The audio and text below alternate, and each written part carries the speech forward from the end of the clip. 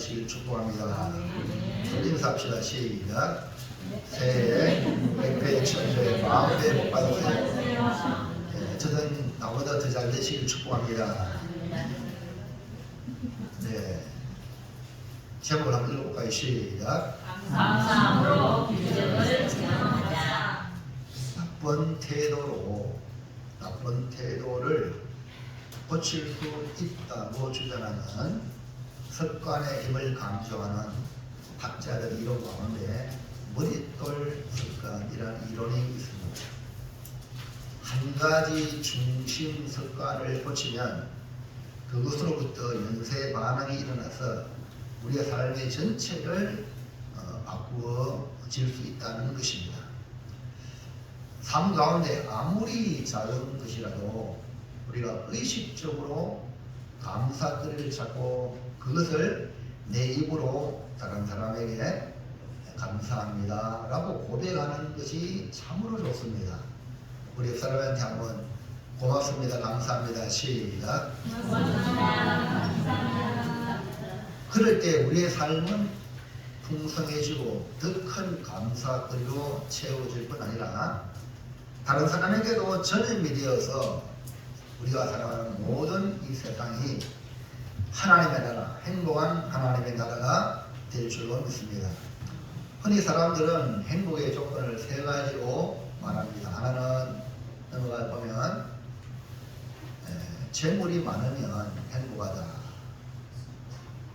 재물 안 좋아하는 사람 누가 있겠습니까? 또 명성, 지위, 명예가 있으면 행복하다. 이렇게 말해요. 사람들에게 내 이름을 알아주는 것, 그분 참 귀한 분이다 라고 인정해 주는 것, 참으로 행복한 일이죠. 그리고 이 모든 걸 받쳐주는 것이 건강과 재능, 건강이 있고 또 재능이 있어서 다른 사람에게 재능 기부도 할 수 있고 다른 사람을 돕는 일을 할 수 있는 그런 자리에 간다면 참 행복하지 않겠느냐 이렇게 말을 합니다. 그러나 우리의 인생에 모든 부귀영화를 먼저 맛본 그리고 부인을 1000명이나 둔 솔로몬이 인생을 살아오면서 결론 짓기를 뭐라냐, 헛되고 헛되며 헛되고 헛되니 모든 것이 헛되다 이렇게 말했습니다. 그렇기 때문에 행복의 비결은 세상적인 것, 눈에 보이는 것이 아니라 감사하는 데 있습니다. 내가 감사하다, 내 마음에 감사하다, 이 감사가 있는 사람은 행복한 사람이고 이 감사에는 또 엄청난 능력이 숨겨져 있으니 감사의 능력을 알고 감사함으로 진정한 인생의 행복을 누리시기를 축복합니다. 그래서 새해 첫 주일 축복의 말씀으로 감사함으로 기적을 체험하자. 이게 감사라는 것은 감사의 조건이 있어서 감사하는 게 아니라 미리 감사하는 거죠. 우리의 마인드가 감사로 채워지고 우리의 입술이 감사로 이렇게 습관화되어지면 우리의 삶에 그 감사의 능력이 나타나고 그 감사의 능력으로 우리 인생이 행복해지게 된다. 이런 말씀입니다. 그래서 이 말씀을 은혜 받아서 우리 모두 감사하는 사람이 되시기를 축복을 드립니다. 다른 사람이 여러분이 저 사람은 감사하는 사람이다. 어떤 일이 있어도 감사가 먼저 나온다. 이 말을 들으면 그 사람은 진짜 그리스도인이라고 말할 수 있습니다. 자, 그럼 볼까요? 첫째, 시작. 하나님께 영광받은 기도자의 자세는 무엇입니까? 네, 감사는 예수님을 구주로 믿는 자의 삶의 태도요 자세입니다. 기독교 문화권에 속한 사람들은 항상 이 땡큐, 감사합니다 라는 말을 입에 달고 삽니다. 이 땡큐는 감사합니다, 고맙습니다, 수고하셨습니다 라는 의미를 담고 있는데 이 탈무드에 보면 감사합니다 라는 말을 내 입에 버릇들이기 전에 아무 말도 가르치지 말라. 그러니까 우리 어린아이 때부터 감사를 가르치는 거예요. 이것이 달무드의 교훈입니다. 바울은 나의 기쁨이요 멸류관인 사랑하는 빌립보 교회 성도들에게 뭐라고 명령을 합니까? 6절 볼까요? 시작. 아무것도 염려하지 말고 다만 모든 일에 기도와 간구로 너희 구할 것을 감사함으로 하나님께 아뢰라. 이게 뭐랬어요? 너희 구할 것을 감사함으로 하나님께 아뢰라. 바울은 기도와 간구로 구할 때에 감사함으로 하나님께 아뢰라 이렇게 말씀했습니다. 우리는 응답받기 위해 기도하고 또 간구하고 우리의 소원을 이루기 위하여 구할 것을 하나님께 아뢰죠. 근데 이럴 때 가장 중요한 자세가 뭐냐? 감사. 응답받는 기도자의 자세가 감사해야 하는 이유가 무엇일까요? 1번. 왜 감사하라 할까요? 시작.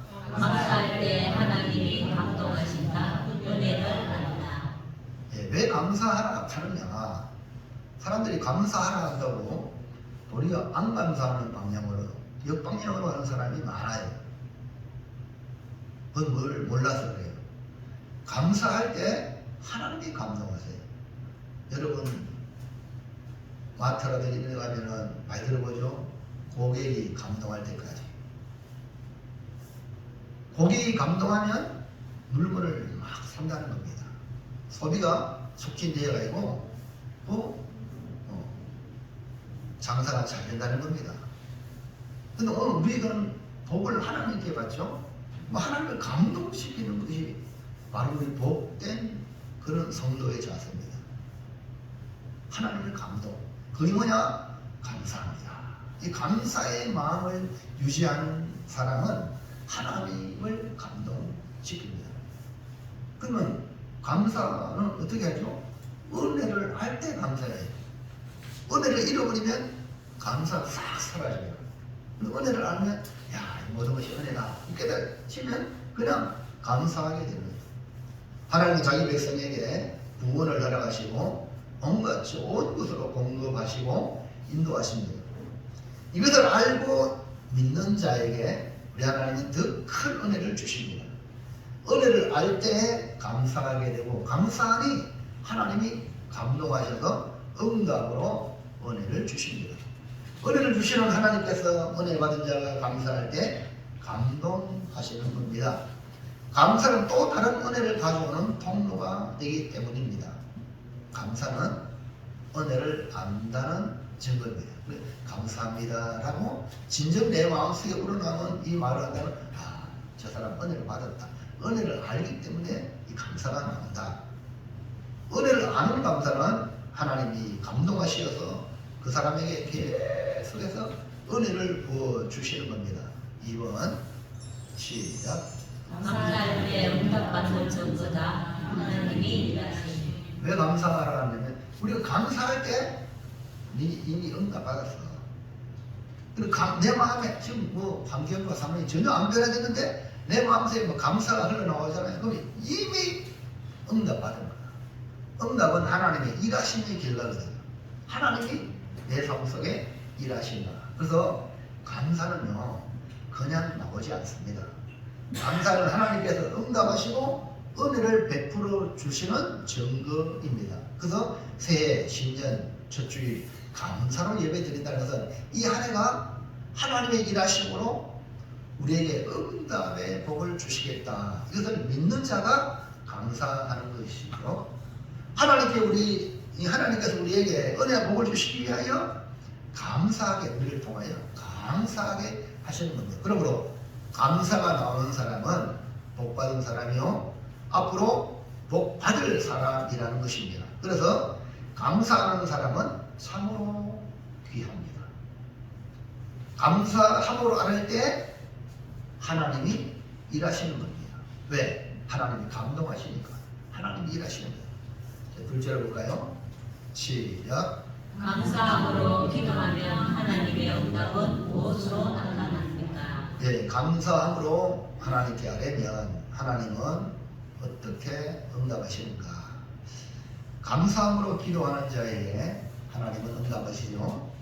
하나님의 응답은 우리가 생각하고 판단하는 그런 예상하는 이상으로 나타납니다. 그래서 때로는 하나님의 응답이 왔는지도 모르는 경우가 많습니다.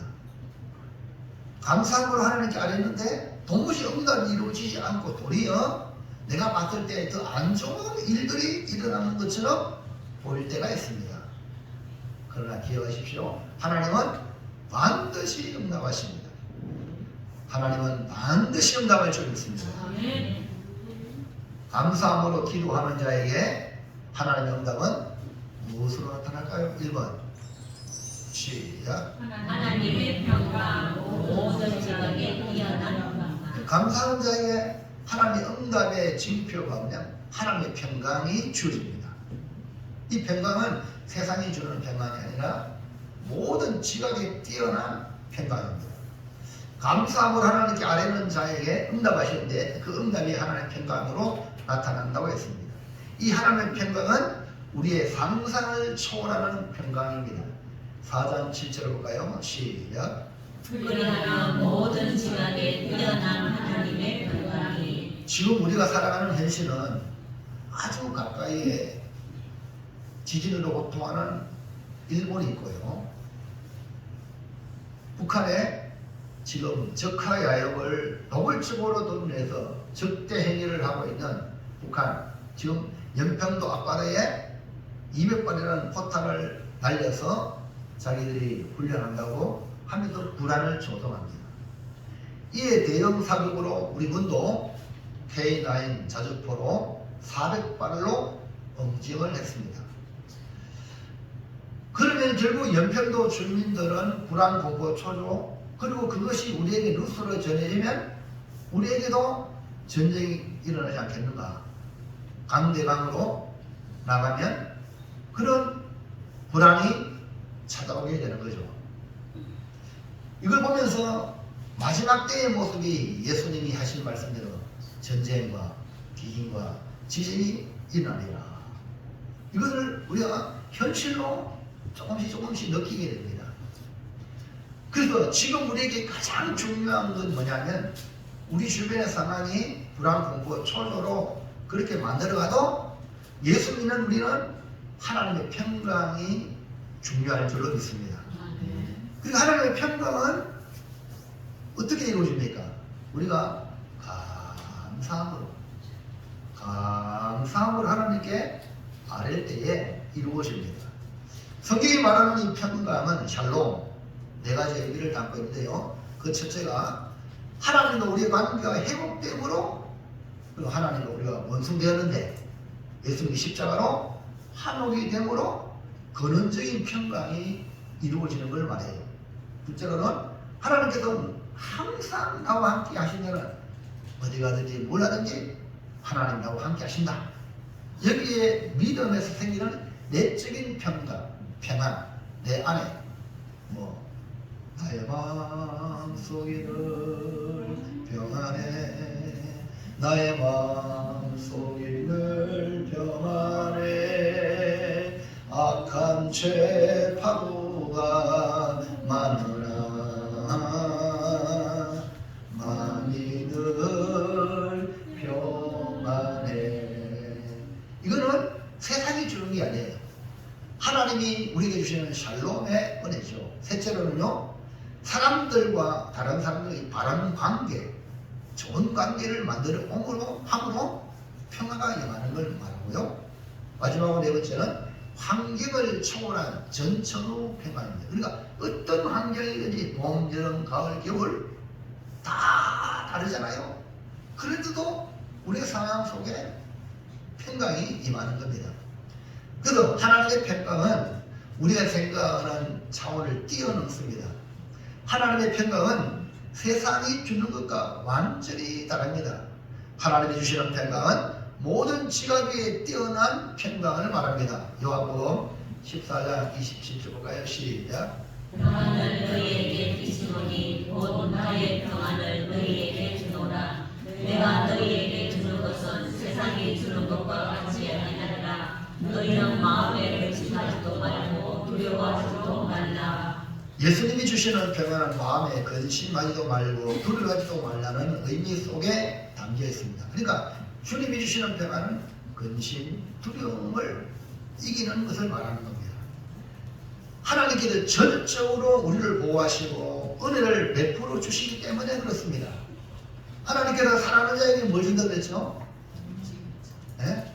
잠을 주신다고 그랬어요. 사랑하는 자에게. 이거는 잠을 주시는 평안. 그 잠은요 언제 오냐면 근심, 걱정, 염려가 다 사라지면 잠은 그냥 들어옵니다. 그러나 근심, 걱정, 염려가 막 밀려오면 잠이 안 와요. 밤에 잠을 못 잔다니까요. 여러분 베드로가요 옥에 갇혔어요. 앞전에 야고보 사도가 헤로서에서 목에 칼로 처형을 당했습니다. 그러니까 유대인들이 너무 좋아하는 거예요. 그 권력자들은 항상 여론을 보잖아요. 오늘도 마찬가지예요. 여론을 보잖아요. 그러니까 야고보를 모가지 날리니까 유대인들이 좋아하니 유대인은 유대교를 말해요. 유대교를 믿는 유대인을. 그러니까 유대인들이 좋아하니까 전체가 유대인이니까 예수 믿는 사람은 이제 사도를 통해서 복음을 전하는 얼마 안 되는 그런 부류잖아요. 그 유대인들이 좋아하니까 베드로도 잡았다고. 베드로 잡아가지고 이제 처형시키려고. 근데 이 베드로가 옥에 갇혀서 처형될지도 모르는데 그 밤에 얼마나 골아 떨어졌던지 천사가 옆구리를 찔러가지고 일어나라. 그 정도로 잠에 푹 빠졌습니다. 여러분 내일 처형된다 생각하면 잠 못 가요? 이 불안한 세상 속에서 여러분 편안하게 잠을 잘 수 있는 것 하나님의 응답인 줄 믿습니다. 어젯밤에 혹시나 북한의 미사일이 폭탄이 떨어질까 두려워서 잠 못 자고 계십니까? 오늘 하나님의 평강을 받으셔가지고 옆에 폭탄이 떨어져도 잠자는 성도가 되길 바랍니다. 그게 아멘. 그 정도로 마음의 평안을 갖는 게 불신자와 신자의 차이입니다. 자, 2번 시작. 마음과 생각을 지킨다. 평강의 인정. 네, 하나님의 응답은 하나님의 평강으로 우리에게 주시고 이 하나님의 평강이 어떤 작용을 하냐면 우리의 마음과 생각을 딱 지켜주려요. 이걸 갖다가 평강의 능력입니다. 평강의 능력을 가진 사람은 마음과 생각을 지키기 때문에 요동하지 않아요. 요동하지 않습니다. 불안, 공포, 초조에 내 몸을 맡기지 않아요. 모든 시각이 뛰어난 하나님의 평강은 우리의 삶 전반에 영향을 끼치게 됩니다. 하나님의 평강이 반드시 겉으로 나타나게 되어 있습니다. 4장 7절 시작. 그리하면 모든 지각에 뛰어난 하나님의 평강이 그리스도 예수 안에서 너희 마음과 생각을 지키시리라. 예. 생명의 근원이 마음에서 나오고 우리 행동의 시초가 우리의 생각에서 나옵니다. 그러니까 하나님께 감사함으로 아뢰는 자에게 모든 지각에 뛰어난 하나님의 평강이 나타나게 되는데 내 마음과 내 생각을 지켜주시는 겁니다. 여러분 마음이라고 여러분 생각이라고 여러분 마음대로 여러분 생각대로 여러분 되는가요? 전혀 내가 이런 마음이 아닌데 막 이상한 마음이 들어가고 불안, 공포, 초조로 빠지기도 하고 전혀 내가 이런 생각도 아닌데 이 나쁜 생각이 막 나가 내 몸이 나쁜 생각에 끌려가는 사람들이 한둘이 아니에요. 그러니까 내 마음과 생각을 예수님 안에서 지켜주는 것이 뭐냐? 하나님의 평강의 능력이에요. 그리고 하나님의 평강은 우리를 지켜줘야 우리 마음의 안정감을 누릴 수 있습니다. 다시 말해서 우리의 마음을 불안, 공포, 초조에 빼앗기지 않게 되는 겁니다. 예수님의 제자 중 가룟 유다를 한번 보시기 바랍니다. 이 가룟 유다는 예수님의 제자로 부름을 받았지만 어느 순간에 그의 생각을 마귀에게 빼앗겨서 아니 마귀가 주는 생각을 받아들여서 예수님을 배신하고 예수님을 팔아버리는 이 땅에 가장 저주받은 이름이 가룟 유다가 된 겁니다. 그러나 감사함으로 하나님께 아뢰는 자는 하나님이 내 마음과 내 생각을 그리스도 안에서 잡아주는 거예요. 지켜주는 겁니다. 이런 은혜가 여러분의 있기를 축원합니다. 이 한 해는 어떤 일이라도 요동하지 않기를 주의 이름으로 축복합니다. 자, 셋째로 시작. 감사함으로 기적을 체험하려면 어떻게 해야 합니까? 네, 우리가 감사로 하나님 앞에 아뢰을 때에 이런 하나님 평강이 우리 마음과 생각을 지켜주고 가고요. 이 자체가 뭐냐면 기적이야. 이런 기적을 우리가 날마다 누리며 살아가기 위해서 어떻게 해야 될 것인가? 우리는 감사함으로 기적을 체험하는 삶을 살아야 돼요. 매 순간순간 감사함으로 기적적인 삶을 사는 겁니다. 사실은 하나님이 우리를 지금까지 지켜주셨고 지금도 우리를 지켜주시고 앞으로도 지켜주십니다. 우리의 매일의 삶 자체가 한마디로 말하면 기적적인 삶이라고 말할 수가 있습니다. 그런데 이것을 못 느끼고 깨닫지 못하는 것 뿐이에요. 이제는 감사함으로 기적을 체험하고 느끼고 깨달아서 더욱 감사가 넘치는 삶을 살아야 합니다. 그러므로 우리는 감사함으로 날마다 기적을 체험하는 삶으로 우리 입술에 샘이 터지듯이 입만 열면 감사가 터져나오는 한 해가 되기를 축복합니다. 2023년에는 날마다 감사로 기적을 체험하자는 이 비전을 담아서 이 한 해를 열어갑시다. 그러면 감사함으로 기적을 체험하려면 어떻게 되냐? 1번 시작. 영접되신 감사라 하나님의 주권을 인정. 예, 솔직히 우리의 삶을 돌아보면 또 우리의 가정도 돌아보고 우리의 가족들을 돌아볼 때에 염려 안 될 게 얼마나 많습니다. 거의 다 염려투성이에요. 근데 바울은 우리에게 기적을 체험하기 원하는 길은 염려를 선택하지 말고 감사를 선택하라. 감사를 선택한다는 것은 내 삶의 주권을 하나님께 드린다는 거고, 염려를 선택한다는 것은 내가 내 주권을 가지고 살아가는 걸 말하는 거예요. 우리의 삶에 염려, 한마디로 계속해서 연속적으로 나타나는 것이 염려라고 할 수가 있습니다. 이 염려를 기도로 바꾼다면, 하나님의 주권을 인정하는 그런 기도로 바꾼다면 하나님의 응답을 경험하게 되고, 이걸 감사로 바꾼다면 하나님께서 기적을 우리에게 나타내 보일 줄로 믿습니다. 할렐루야. 6절 시작. 아무것도 염려하지 말고 다만 모든 일에 기도와 간구로 너희 구할 것을 감사함으로 하나님께 아뢰라. 예, 입이 왜 주셨죠? 하나님께 찬송하고 또 우리 몸을 건강하기 위해서 입을 통해서, 이 입이 얼마나 중요한지 몰라요. 하나님 말씀을 함께 읽자고 그러잖아요. 그러면 엄청나게 복을 받습니다. 입을 다물고 있으면요, 복이 못 들어가요.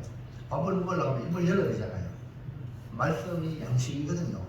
그래서 우리 이 복받는 삶의 습관을 가져야 돼요. 입을 열어가야 받아들이기를 축복합니다. 받아 잡수세요. 자, 뭐랬습니까? 아무것도 염려하지 말고, 이게 아무것도라고요. 그 어떤 것도 예외가 없어요. 이건 아닌데요, 이건 안 됩니다, 그런 거 없습니다. 아무것도 염려하지 말고 대신에 감사함으로 하나님께. 여러분, 감사를 방해하는 것이 뭔지 아세요? 염려예요. 염려는 가시덤불. 혹시 올라가서 뿔을 내리고 자라고 올라가려고 하는데 염려의 가시덤불이 이래가지고요, 그 곡식이 안 되는 거예요. 이거 가시덤불 걷어내야 돼요. 여러분 속에 찾아오는 염려를 그냥 놔두면 우리가 말라 죽어요. 나무도 그러잖아요. 막 벨벨 톡 올라가는 거 이거 보셨죠? 그거 놔두면은 본 나무는 죽어버려요. 근데 여러분이 염지에 쌓이면 죽어버린다니까. 우리가 생명나무인데 생명나무의 열매를 거둬야 되는데, 예? 생명의 열매를 거둬야 되는데 이 염려가 우리를 지배하면 우리는 죽어버린다니까요. 그래서 성경은 오늘 바울은 염려 대신에 감사를 선택해라. 감사는 받으실 대상이 있어요. 하나님께서. 그리고 다른 사람에게 감사합니다. 그 사람이 이 주도권을 쥐고 있는 거예요. 그래서 감사의 궁극적인 대상은 하나님이세요. 감사합니다 하면 하나님 받으시는 거예요. 이거는 뭐냐면 하나님이 일하시는 하나님의 주권을 인정해 드리는 우리의 믿음의 표현이 감사합니다. 감사. 그러니까 감사하는 사람은 하나님을 인정하는 거예요.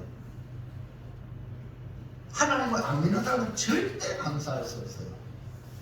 내가 주인인데, 내가 하나님인데 감사가 무슨 감사? 네 나한테 도로 감사해요. 이런 식으로 나오는 거예요. 여러분, 감사는 기적을 낳습니다. 감사하면 관점이 달라지고 생각이 달라지고, 그러니까 우리의 삶을 완전히 바꿔놓습니다. 하나님의 주권을 인정하는 감사로 기적을 체험하는 성도들 되시기를 축복합니다.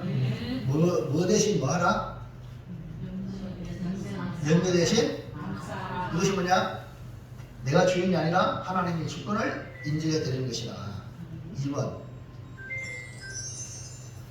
시작. 장으로부터 감사하라. 천리기도.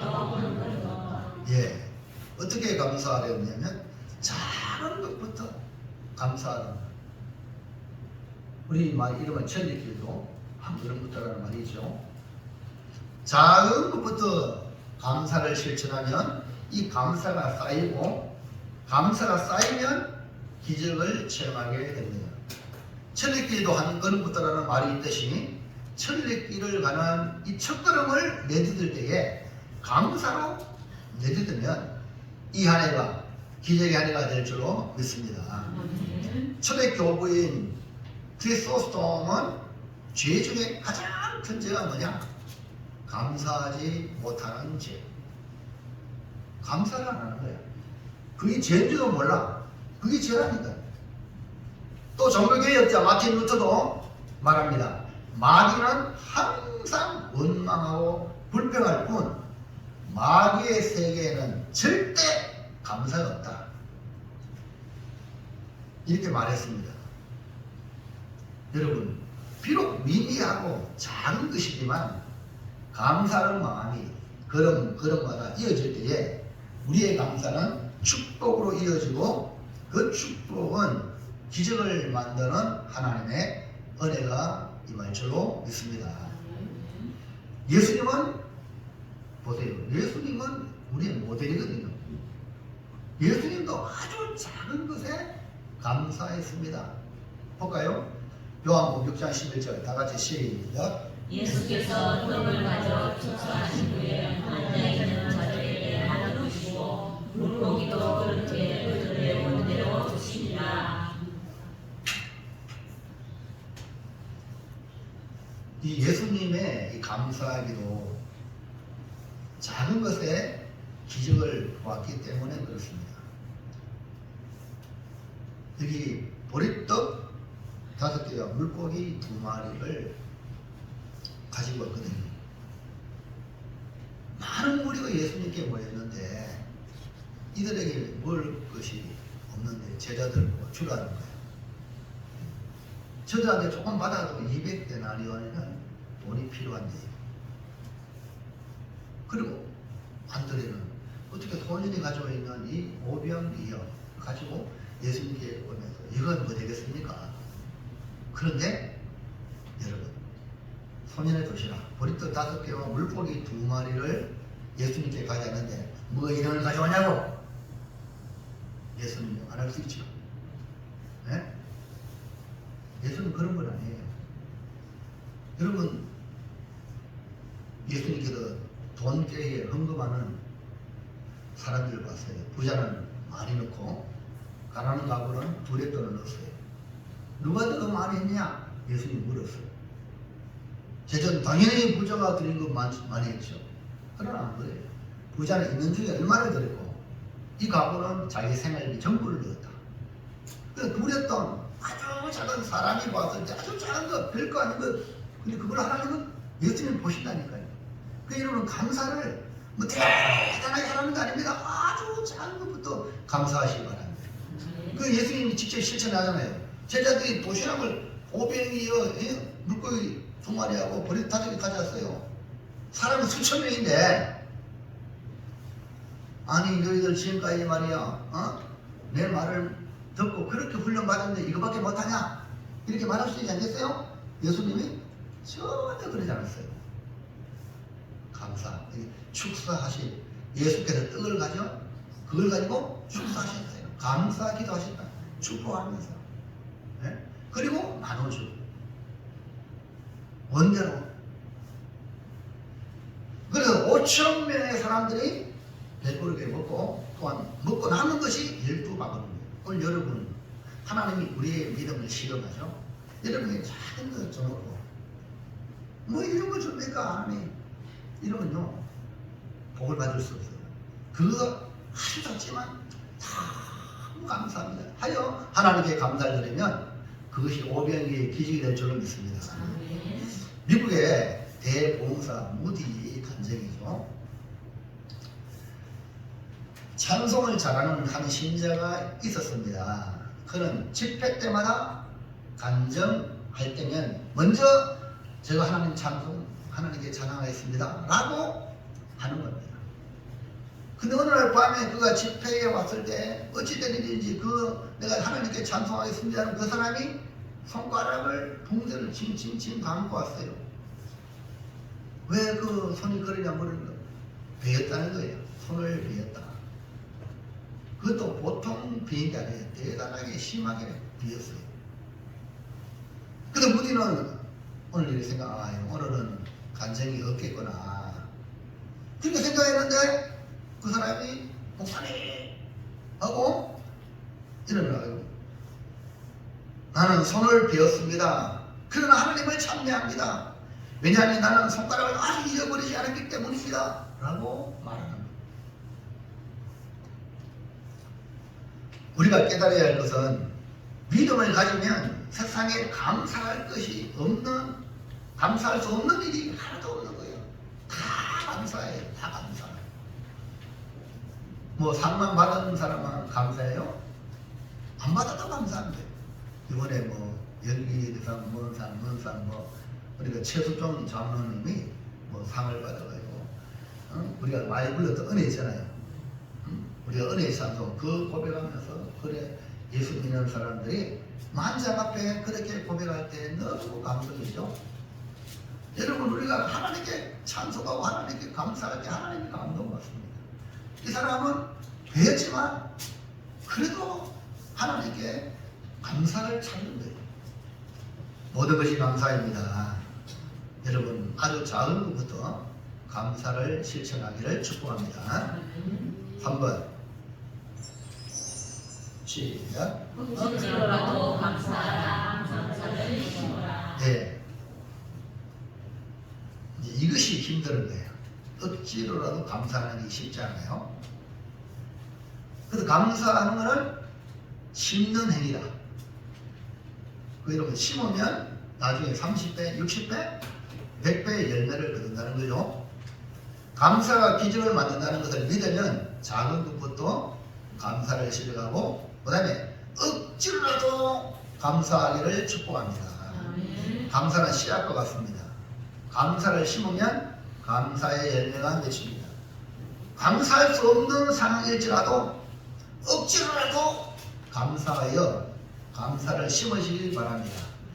갈라디아서 6장 7절 보세요. 왜 그러냐? 시작. 스스로 속이지 말라. 하나님은 주신 여김을 받지 아니하시나니 사람이 무엇으로 심든지 그대로 거두리라. 콩을 심으면 뭐가 납니까? 파를 심으면? 아이고 감사를 심으면? 아이고 잘하시네요. 그렇습니다. 사람이 무엇으로 심든지 그대로 거둔다. 그대로 거두는 것이 30배, 60배, 100배. 심는 대로 거둔다는 이 말씀대로 반드시 감사를 심으면 감사할 일이 생긴다. 감사의 열매로 되돌아온다. 이 말입니다. 자, 탈무드에는 또 이런 말이 있습니다. 가장 행복한 사람은 어떤 사람인가? 그 사람은 감사한 사람이다. 여러분, 행복은요, 감사하면 들어와요. 행복은. 감사의 문을 열고 막 들어옵니다. 감사합니다 하면 행복이 막 들어오는 거예요. 반대로 불평하면 내게 있던 그런 행복이 막 빠져나가는 거예요. 그러므로 우리 모두 행복한 신앙생활 하시길 바랍니다.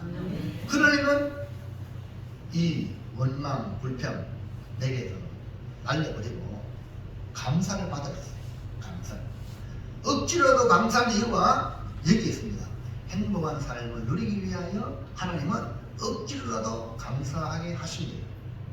찰스 스펄전 목사님은 이런 말씀을 했어요. 고난 중에 감사하면 역경이 끝이 나고, 형통할 때 감사하면 형통이 연장이 된다는 거예요. 예, 그렇습니다. 고레네 시몬은요, 어쩌다 예루살렘에 왔는데 마침 그때 예수님이 십자가를 지고 현장으로 가고 있습니다. 가다가 쓰러지고 또 쓰러지는 것을 보았어요. 로마 군대이 일어나라고 채찍으로 예수님을 때리지만 예수님의 십자가는 천걸만걸로 또 쓰러집니다. 이때 군병은 안 되겠다 싶어가지고 옆에 있던 고레네 시몬을 붙잡아가지고 덩치가 오니까 네 나와라. 네가 이 십자가를 지라. 그래서 이 고레네 시몬은 대신 십자가를 졌습니다. 억지로라도 십자가를 진 것이 고레네 시몬뿐 아니라 그의 후손으로 영적인 복을 받는 가문이 되었습니다. 여러분, 억지로라도 감사하면 복의 기적을 체험하게 될 줄로 믿습니다. 옆 사람에 축복합시다. 억지로라도 감사하자. 억지로라도 감사하자. 네, 그렇게 해보세요. 이하면은 억지로라도 입만 열면 감사합니다. 시작하세요. 방전 선생님의 일합니다. 어느 날 그가 밤이 늦도록 책을 읽었습니다. 방전 알죠? 근데 갑자기 창문이 열리더니 복면한 강도가 불쑥 들어와서 시퍼런 칼을 내밀고 꼼짝마! 손들어! 그런 거예요.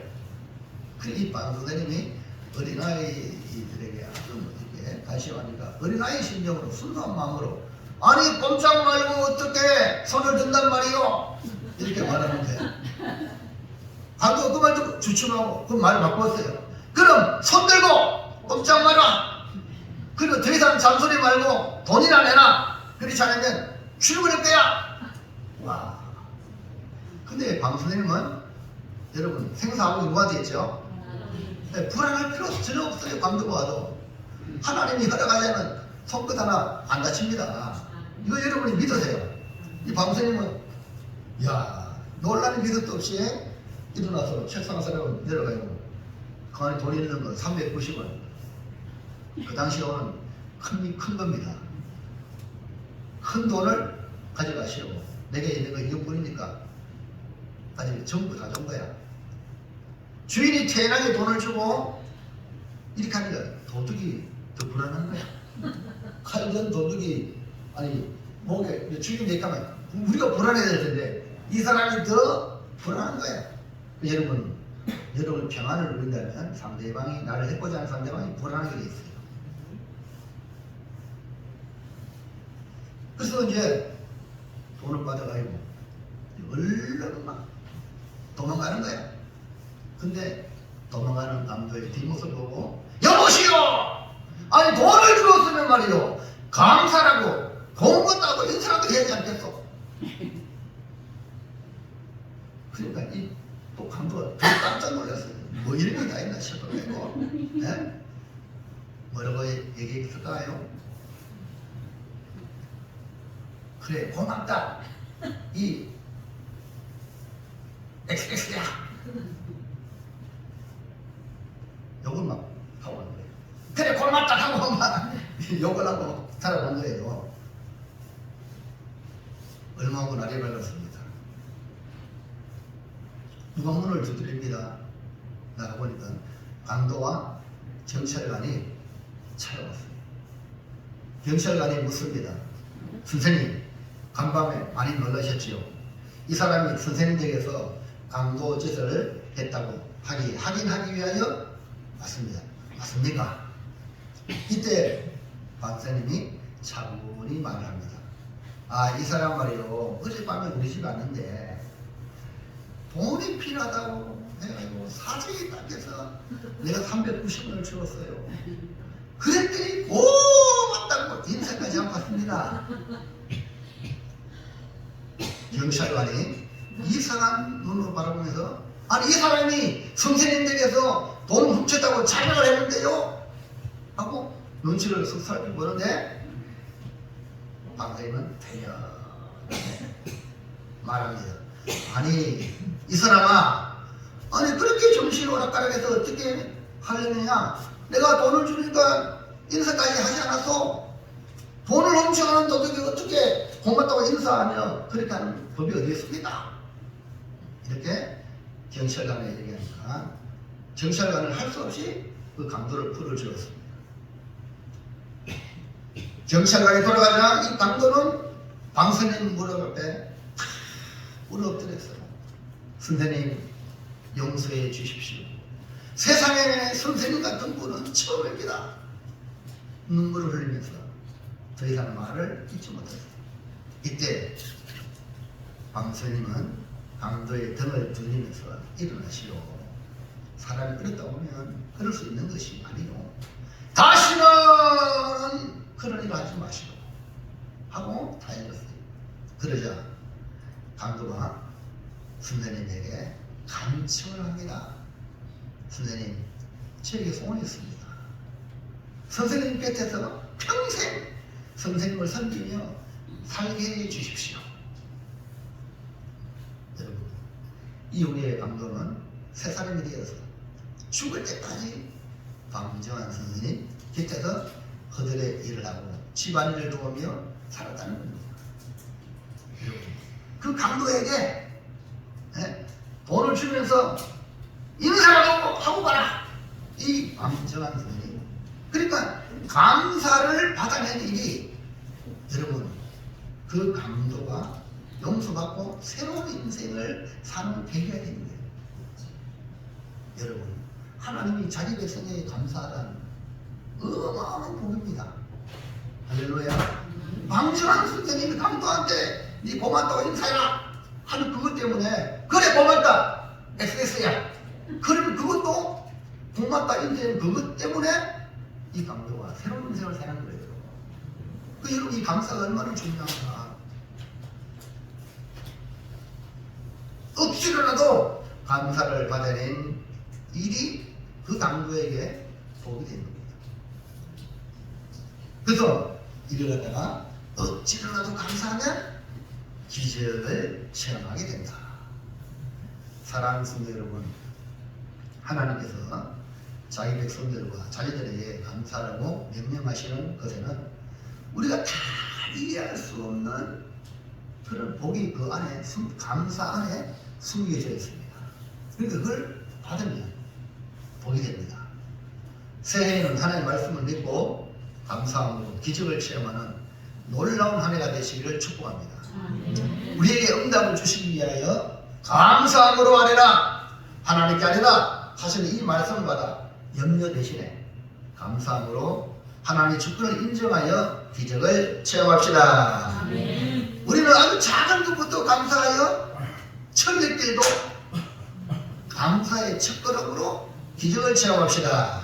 아멘. 우리는 이해가 되지 않더라도 억지로라도 감사하여 이 감사의 씨앗을 심어 기적의 열매를 거둡시다. 이제 시작합시다. 하나님 감사합니다. 그리고 여러분 주변에 있는 사람들에게 고맙습니다. 감사합니다. 그러면 기적이 시작됩니다. 이 점 정리할까요? 시작. 감사함으로 기적을 체험하자. 염려 대신 감사를 선택하고 틀린 기도 한 그릇부터 작은부터 감사. 이해가 되지 않아도 억지로라도 감사하여 날마다 기적을 체험하겠습니다. 아멘. 네. 노란 글씨를 한번 읽어보겠습니다. 시작. 감사함으로 기적을 체험하자. 감사를 선택하고 작은 것부터 감사. 억지로라도 감사하여 기적을 체험하겠습니다. 말씀의 이야기입니다. 이 말씀을 잘 이해하셔서 이 안에 감사로 문을 열고 복의 복을 넘치도록 받는 기적의 한 해가 되기를 축원합니다. 기도합니다. 하나님 감사합니다. 오늘 주시는 말씀을 마음에 깊이 새기고 감사함으로 기적을 체험하는 이 한 해가 되도록 하나님 입만 열면 감사가 먼저 나올 수 있도록